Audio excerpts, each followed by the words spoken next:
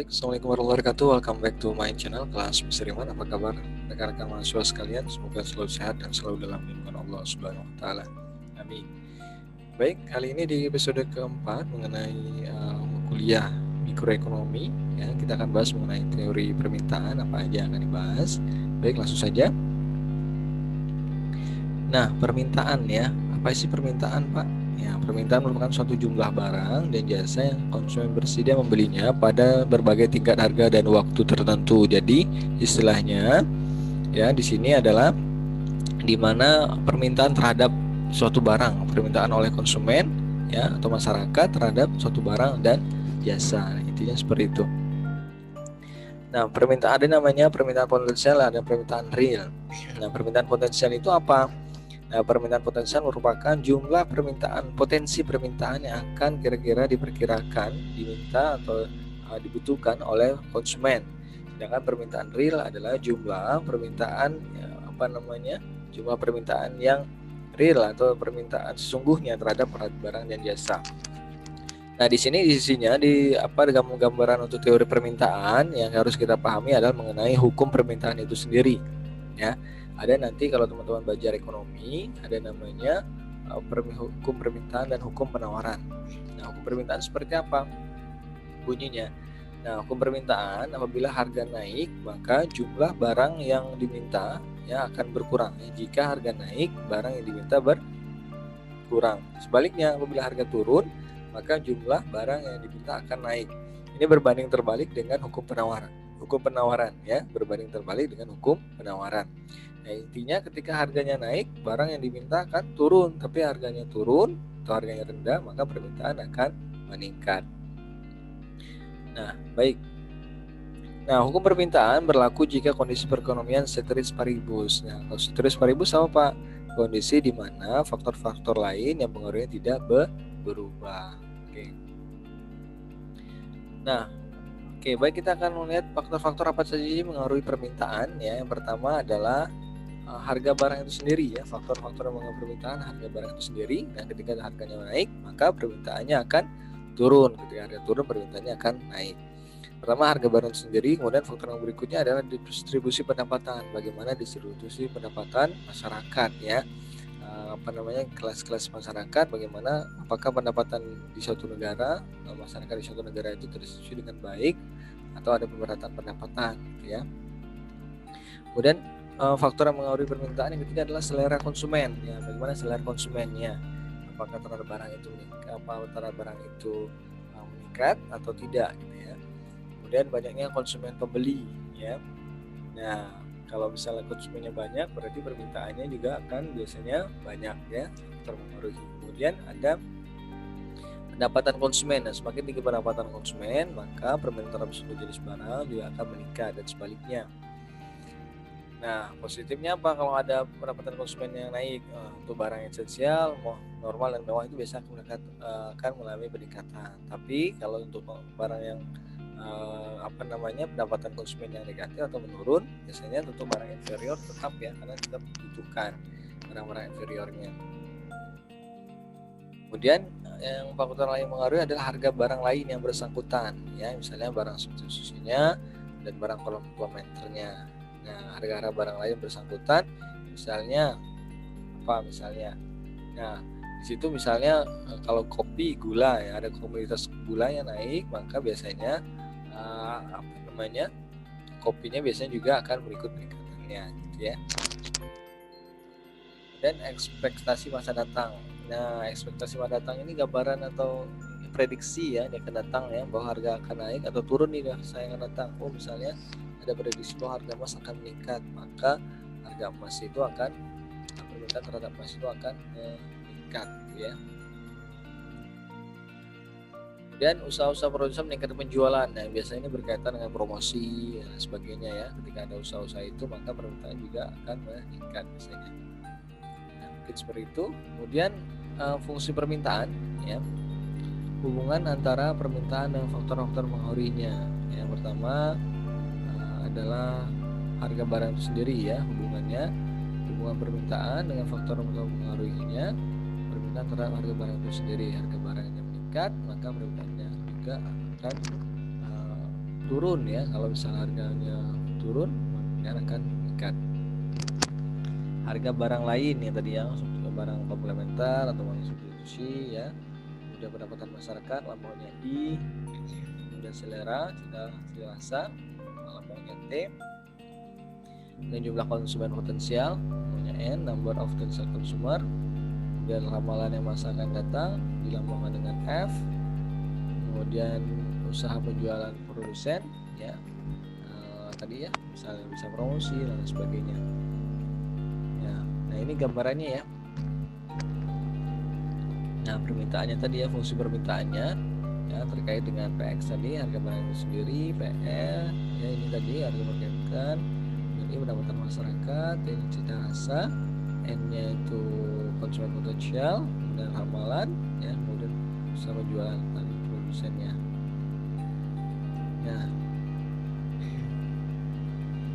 Nah biasanya dalam analisis ya, dalam analisis ekonomi tidak semua variabel diperhitungkan. Nah, biasa yang paling dianggap mengaruhi yaitu yang pertama permintaan akan suatu barang ya. Dalam hal ini variabel yang dianggap mempengaruhi permintaan akan suatu barang itu pertama itu harga barang itu sendiri yang pertama, harga barang lain, dan pendapatannya. 3 faktor ini yang sangat biasanya mempengaruhi terhadap permintaan terhadap suatu barang.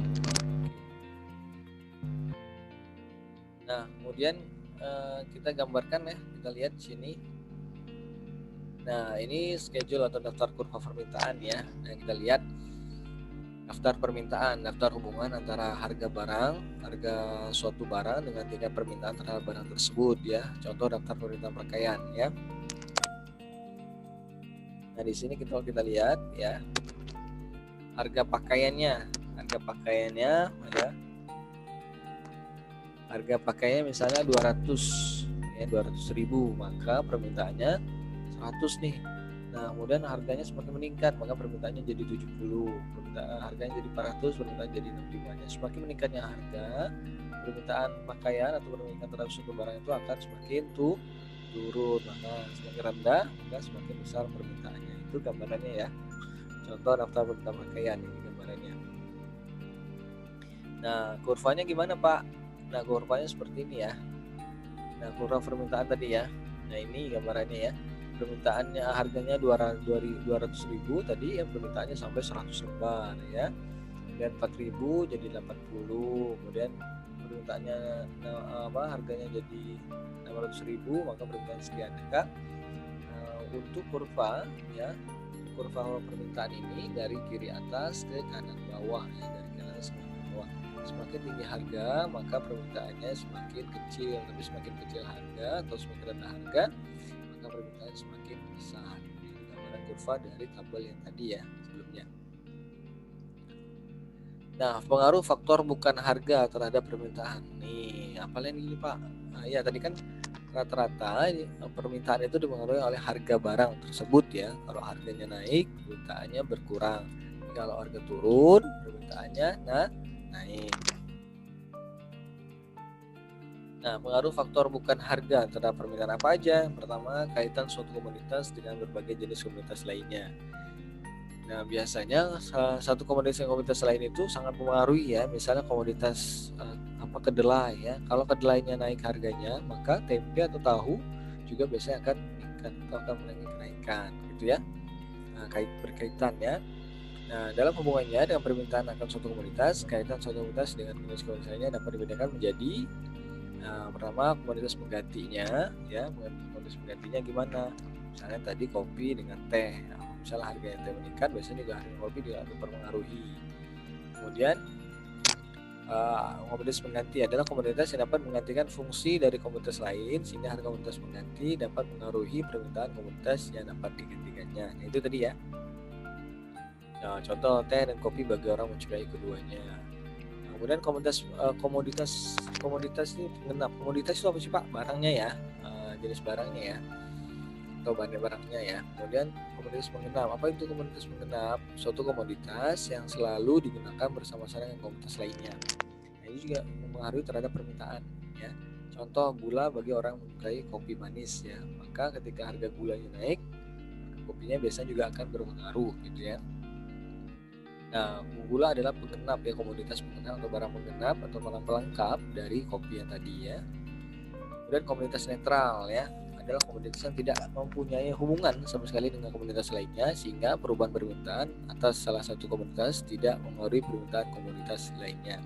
Ini netral, dia tidak mempengaruhi dan tidak mempengaruhi. Contoh garam ya, harga yang lain naik ya dia tetap segitu, atau misalnya harga garam naik, harga yang lain juga belum tentu ya, karena dia bukan merupakan barang pelengkap maupun barang pengganti ya, itu. Nah, kemudian kita lanjutkan mengenai pendapatan para pembeli ya. Nah, atas dasar sifat perubahan permintaan ya, perubahan permintaan tadi ya, permintaan bisa meningkat bisa menurun ya, yang berlaku apabila pendapatan berubah ya. Ketika ada pendapatan berubah, maka permintaan terhadap satu barang juga bakal berubah ya. Nah, berbagai jenis barang yang dapat dibedakan menjadi 4 golongan ya. Ketika ada perubahan pendapatan, maka perubahan permintaan juga akan terjadi. Ada beberapa ada dibedakan menjadi 4 golongan ya barangnya, jenis barang. Pertama, barang inferior. Apa itu barang inferior, Pak? Nah, itu barang permintaannya justru berkurang bila pendapatan seorang bertambah tinggi ya. Nah, tadi ya, barang yang permintaannya justru berkurang jika pendapatan seorang bertambah tinggi. Contohnya gaplek ya, gaplek itu kayak sejenis makanan ya, dari ubi ya, ada ubi. Nah, itu biasanya untuk kebutuhan pokok. Nah, ketika seorang itu mulai pendapatannya meningkat karena gaplek ini murah, maka orang mungkin akan berubah atau berpindah ke beras ya, agar harganya sedikit tinggi ya. Nah, itu ketika orang pendapatannya meningkat, maka makanan juga dia berubah ya. Kemudian barang esensial, barang yang sangat penting artinya dalam kehidupan masyarakat sehari-hari. Secara umum, permintaannya tidak akan berubah banyak dalam hubungannya dengan perubahan pendapatan maupun harga. Nah, berapapun perubahan pendapatannya ataupun berapa harganya tetap akan dibeli orang ya, barang esensial. Barang esensial seperti apa, Pak? Ya, sembako tadi ya.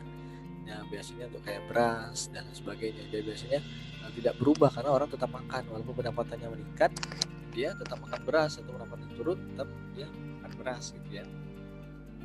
Kemudian yang keempat, 3 adalah barang normal, yaitu barang yang mengalami kenaikan permintaan seiring dengan naiknya pendapatan seseorang ya. Nah, misalnya ketika dia peningkatan naik, maka pakaian mereka juga akan meningkat. Kemudian jenis barang mewah ya, jenis barang yang dibeli apabila pendapatan mereka sudah relatif tinggi ya, contohnya permata, berlian dan sebagainya. Ini barang mewahnya. Nah, kemudian lanjutkan. Ada namanya distribusi pendapatan ya. Nah, apa itu distribusi pendapatan, Pak? Nah, bila konsentrasi pendapatan berada di kalangan atas saja, maka permintaan akan komoditas mewah maupun sekunder akan meningkat. Demikian sebaliknya. Nah, ini pentingnya distribusi pendapatan. Distribusi pendapatan itu maksudnya seperti apa, Pak? Ya, apa namanya? Gambaran pemerataan pendapatan ya. Biasanya memang ini dilakukan oleh pemerintah agar apa? Agar ada pemerataan pendapatan. Jadi yang kaya tidak semakin jomplang atau jaraknya atau selisih terhadap orang yang miskin. Jadi adanya pembukaan lapangan kerja, kemudian adanya daerah-daerah industri baru, maka juga akan buka lapangan sehingga kerja, sehingga distribusi pendapatan kepada masyarakat lebih merata gitu ya. Nah, kemudian jumlah penduduk ya, pertambahan penduduk biasanya diikuti dengan perkembangan permintaan suatu komoditas, karena dalam kondisi tersebut akan lebih banyak orang yang membutuhkan komoditas tersebut. Dan jelas ya, ketika jumlah penduduknya semakin banyak, maka permintaan barang ini semakin banyak, terutama kebutuhan pokok ya. Nah, misalkan sekarang penduduk bertambah sehingga masyarakat membutuhkan lebih banyak barang X ya. Bila barang X yang ditawarkan di pasar jumlahnya tetap, maka masyarakat harus bersedia membayar dengan harga satuan yang lebih tinggi untuk satu jumlah pembelian yang sama. Dengan kata lain, kurva permintaan komoditas X tersebut bergeser ke kanan. Nah, gini ya, ketika permintaan semakin banyak nih, masyarakat banyak minta ya. Masyarakatnya semakin banyak permintaan terhadap satu barang. Ya, misalnya ketika jumlah penduduknya banyak meningkat ya, maka permintaan terhadap makanan pokok misalnya beras kan akan meningkat. Sedangkan jumlah produksi berasnya segitu-segitu aja. Maka ketika ada permintaan yang banyak, maka harga dari barang tersebut akan meningkat. Itu ya gambarannya ya. Nah, seperti itu gambarannya. Cita rasa masyarakat ya, bila selera konsumen terhadap suatu komoditas meningkat, maka permintaan komoditas tersebut akan meningkat. Demikian sebaliknya. Nah, selera konsumen ya. Ketika selera konsumen itu meningkat, maka terhadap suatu komoditas ya, selera konsumen terhadap komoditas, misalnya mobil gitu ya, motor yang mewah, motor bagus, atau motor mobil rumah bagus atau mobil mewah gitu ya. Nah, maka ketika selera konsumen terhadap suatu komoditas itu meningkat, maka permintaan komoditas tersebut akan meningkat ya, demikian sebaliknya. Nah, gitu ya.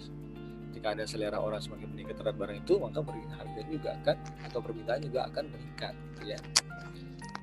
Dan sebaliknya, ketika selera konsumen itu menurun terhadap suatu barang itu, maka permintaan juga akan mengalami penurunan.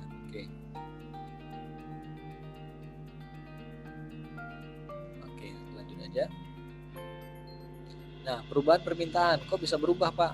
Nah, perubahan kurva permintaan dapat dibedakan menjadi yang pertama, pergerakan sepanjang kurva permintaan ya, movement along demand curve ya. Kemudian ini perubahan permintaan sepanjang kurva permintaan terjadi bila harga komoditas yang diminta berubah naik atau turun ya. Penurunan harga komoditas, barang tersebut akan menaikkan jumlah yang diminta dan sebaliknya. Jadi ketika ada perubahan harga, maka kurva permintaan juga akan bergerak ya. Ketika harganya meningkat atau misalnya ada penurunan harga, maka jumlah permintaan akan naik ya. Nah, kemudian sebaliknya ketika harga komoditas itu turun ya, ketika harga komoditas itu naik, maka permintaannya akan turun ya. Kemudian pergeseran kurva permintaan ya. Pergeseran kurva permintaan ke kanan atau ke kiri ya disebabkan oleh apa? Oleh perubahan permintaan yang ditimbulkan oleh faktor-faktor selain harga komoditas tersebut. Nah, tadi ya kita sudah bahas ada perubahan atau pergerakan permintaan itu terhadap suatu barang karena ada perubahan harganya ya, berdasarkan harga. Tapi ada juga yang pergeseran kurva permintaan karena atau ditimbulkan oleh faktor-faktor selain harga. Nah, sebagai contoh, kenaikan pendapatan memungkinkan pembeli untuk menaikkan permintaan pada setiap tingkat harga bila harga komoditas yang dibeli tidak berubah ya. Nah, ketika ada permintaan, ketika ada perubahan pendapatan yang lebih tinggi, maka permintaan terhadap suatu komoditas juga akan meningkat ya, cenderung akan meningkat. Nah, di mana apalagi pada harga yang tidak berubah gitu ya. Jadi pada saat penaikan pendapatan, maka permintaan terhadap suatu komoditas juga akan meningkat ya. Seperti itu ya. Nah, kurva permintaan pakaian yang tadi ya, yang ini ya. Perubahan harga menyebabkan perubahan jumlah barang yang diminta, tapi perubahan itu hanya terjadi dalam kurva yang sama ya. Nah, perubahan harganya ya, ketika harganya naik, misalnya harganya 6.000, maka permintaannya atau ya kuantitas permintaan jadi sekian 45 ya. Ketika harganya 2.000, nah permintaannya akan meningkat menjadi 80. Ketika harganya 4.000, harganya permintaannya jadi 70 gitu ya. Nah, ini gambarannya ya, ketika harganya naik, permintaannya turun. Ketika harga turun, permintaannya naik. Nah, ini permintaannya, ini harganya ya. Itu gambarannya ya. Nah, kurva bergeser nih jika yang berubah adalah faktor ceteris paribus, misalnya pendapatan, yang misalnya faktor lain tidak berubah ya, misalnya tadi harga, sekarang misalnya pendapatan yang berubah, maka akan terjadi pergeseran kurva pendapatan ya. Nah, pergeseran kurva pendapatan ya. Nah, tadi kalau misalnya pendapatannya turun, maka kurvanya akan bergeser ke kiri. Maka kalau misalnya pendapatannya naik, maka kurva pendapatan akan bergeser naik ke kanan ya. Ketika ada kenaikan pendapatan, maka permintaan terhadap suatu barang juga akan meningkat gitu ya gambarannya ya. Biasanya cenderung seperti itu. Nah, mungkin itu aja rekan-rekan sekalian gambaran untuk materi episode keempat ini di kuliah mikroekonomi. Semoga bermanfaat bagi rekan-rekan mahasiswa sekalian mengenai teori permintaan. Pasti tadi ya, hukum permintaan, ketika harga naik permintaannya turun, ketika harga turun permintaannya naik.